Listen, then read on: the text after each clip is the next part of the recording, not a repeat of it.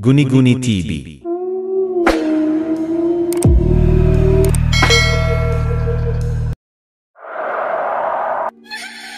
Magandang gabi po sa inyong lahat. Ang kwentong ibabahagi ko sa inyo ay ang aking naging karanasan nung ako'y umuwi sa aming probinsya sa Pangasinan. Tawagin niyo na lang po akong Jean. At dito ko na po umpisahan ang aking kwento. Ito ay nagsimulang nangyari nung ako ay magbakasyon sa aming probinsya. December 31, 2009 nang umuwi po ako sa aming probinsya. Napakahirap ng sumakay dahil ito po ay bisperas ng bagong taon. Gusto ko kasing makapiling ang aking pamilya sa araw ng bagong taon. At sa sobrang hirap sumakay, inabutan na ako ng putukan sa bus. Kaya 2:00 na ako ng madaling araw nakauwi sa aming bayan. Walang kaalam-alam ang nanay at tatay ko na ako ay uuwi. Gusto ko kasi silang sorpresahin. Pagbaba ko sa aming bayan, di naman ako gaanong natakot kahit ako lang mag-isa sa tricycle.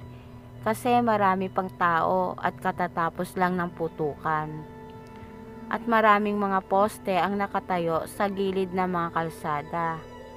At nang bumaba na ako ng tricycle, kinabahan ako kasi sobrang dilim pala sa kalsada na dadaanan ko papunta sa bahay namin. Wala palang mga ilaw ang mga poste. Pag bumaba ka ng tricycle papunta sa amin ay lalakad ka pa papasok sa maliit na kalsada. Ang bahay kasi namin ay nasa likod ng eskwelahan. Habang naglalakad ako, naalala ko ang mga kwentuhan ng aking mga pinsan tungkol sa eskwelahan nung bata pa ako. May mga kwentong nakakatakot at nangyayaring kababalaghan sa eskwelahan na dadaanan ko. Kaya habang naglalakad ako, hindi ako lumilingon sa eskwelahan. Diretso lang ang lakad ko.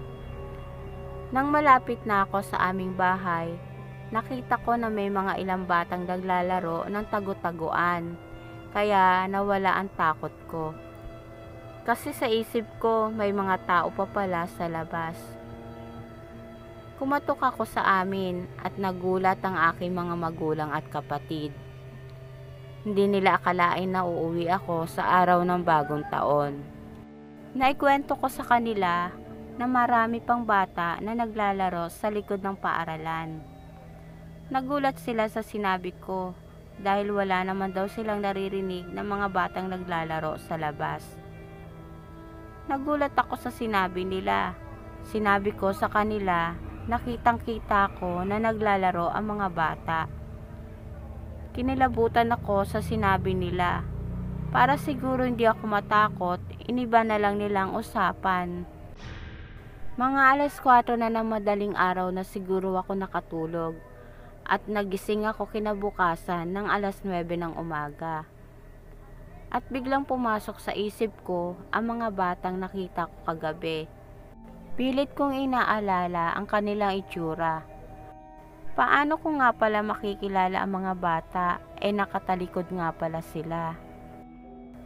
Araw na nga pala ng bagong taon. Kakaiba ang pagdaraos ng bagong taon sa Manila at sa probinsya namin. Sa Manila kasi maingay at masaya at marami kang makikitang nagiinuman at nagbibidyoke sa labas ng kanilang bahay. Samantalang sa probinsya naman namin ay tahimik at walang gaanong ingay at parang hindi bagong taon. Pero kahit na medyo malungkot ang bagong taon dito ay masaya na rin ako. Dahil kasama ko ang pamilya ko. Gabi na noon, January 1 ng gabi. Siguro mga 10:00 na ng gabi yun. Pinukas ko ang pintuan namin sa likod ng bahay namin. May nakita kong isang bata na nakaupo sa ilalim ng puno ng bayabas. Ito ay medyo malayo ng konti sa bahay namin. May binabantayan siyang nakatirik na kandila. Inisip ko, bakit may kandila siyang binabantayan sa ilalim ng puno ng bayabas? Tapos wala siyang kasama. Nang isinara ko na ang aming pinto sa likod, nagtanong ako sa kapatid ko, bakit alas 10 na ng gabi ay may bata pang nakaupo sa ilalim ng bayabas. Tapos may binabantayan siyang kandila. Sinabi ng kapatid ko na may nakalibing daw na bata doon. At yung palang nakita kong bata ay ang batang nakalibing sa ilalim ng puno ng bayabas. Dito daw inilibing ng kanyang mga magulang ang bata. Hindi raw matanggap ng nanay ng batay ng anak, kaya dito niya inilibing ang bata.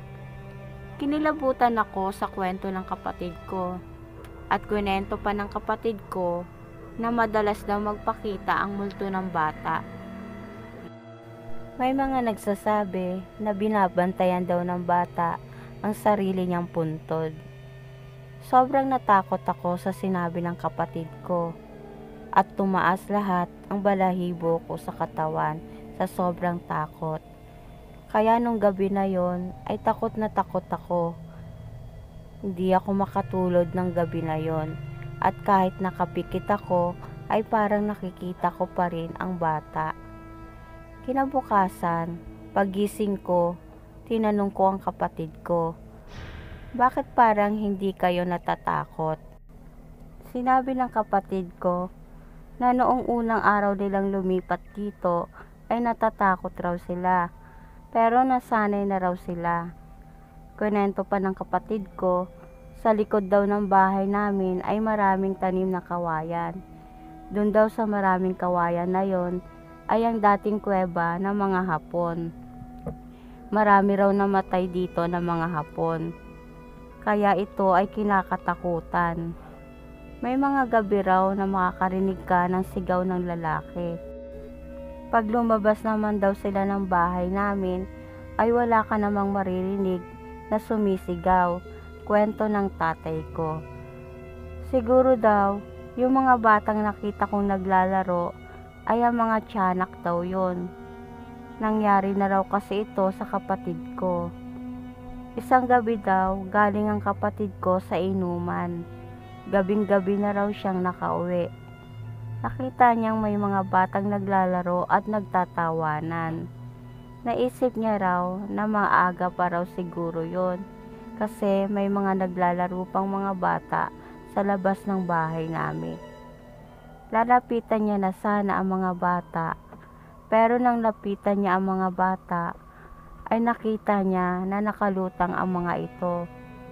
Kaya sa sobrang takot ng kapatid ko, ito ay tumakbo at umuwi sa bahay namin. Simula daw na nangyari yon, ay hindi na siya nagpapagabi sa daan. Kaya tuwing magbabakasyon ako sa probinsya namin, ay maaga pa lang ay umaalis na ako, para pagdating ko sa bahay namin ay maliwanag pa. At dito na po nagtatapos ang aking kwento. Salamat po.